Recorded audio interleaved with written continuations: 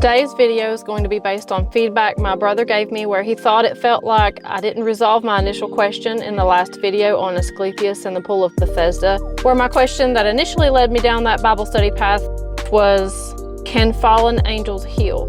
For this video, I want to address number one, the fact I didn't explain my resolution to those who maybe aren't familiar with where I'm coming from and my particular worldview on this whole subject of entities you don't typically ever hear talked about in church, but that are mentioned in the Bible. And I'll give some examples later on in this video. Number two, I'd like to briefly speak to this problem I see in churches or church services about not bringing up these topics. So to start, let's focus on the link between fallen angels and pagan gods of antiquity. We're going to be mentioning the divine council, named pagan gods, fallen angels, and demons.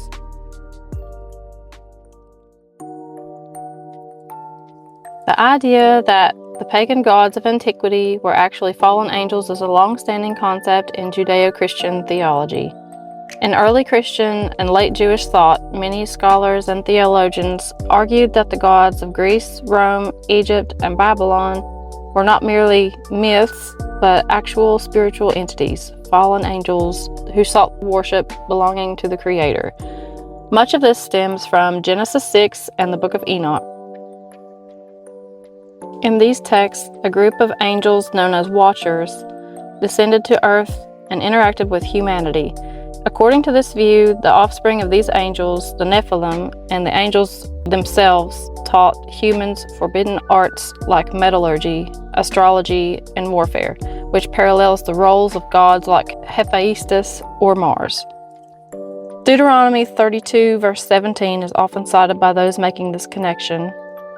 They sacrificed to demons, not to God, to gods they did not know, to new gods, new arrivals that your fathers did not fear. This established a framework where gods were classified as lesser, rebellious spiritual beings. Figures like Justin Martyr and Tertullian explicitly argued that the gods of the Greek pantheon were fallen angels who used their spiritual abilities to perform wonders and deceive people into idolatry. So we see in regard to forbidden knowledge, the biblical narrative is that the Watchers teach humanity magic and technology, while the pagan narrative would say something like Prometheus steals fire and arts from the gods for man. When it comes to the divine offspring, the biblical narrative says the Nephilim are giants born of angels and humans. The pagans say that the heroes or demigods like Hercules are born of gods and humans. The punishment storyline from the biblical narrative says fallen angels are cast into Tartarus, mentioned in 2 Peter 2 verse 4. The pagan perspective says the Titans are cast into Tartarus after losing to the Olympians. Dr. Michael Heiser, author of The Unseen Realm, developed what he called the Deuteronomy 32 worldview.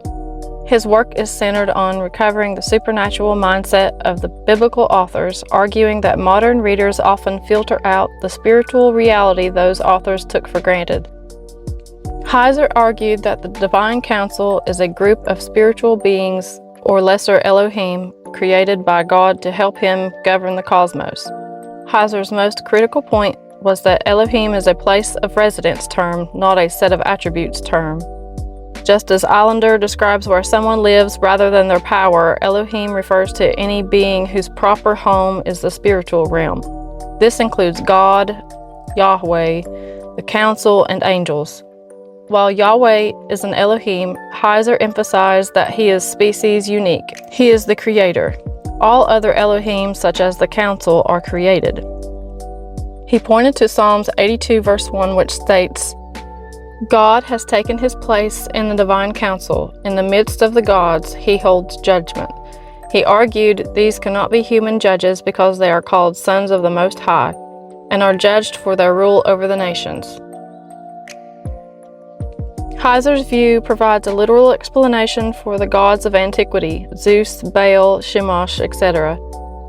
He argued they were not just wood and stone, but real spiritual entities. When God scattered the nations at the Tower of Babel, he fixed the borders of the peoples according to the number of the sons of God. God essentially divorced the nations of the world and assigned them to lesser members of his divine council as caretakers. while he chose Israel for himself through Abraham. These council members were supposed to lead the nations to worship the true God. Instead, they became corrupt, accepted worship for themselves, and became the pagan gods of the ancient world.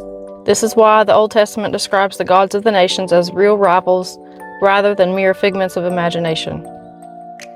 Heiser distinguished between the fallen angels of common tradition and the corrupt Elohim of the council. Though they both inhabit the same rebellious landscape, he identified three distinct spiritual rebellions in the Bible.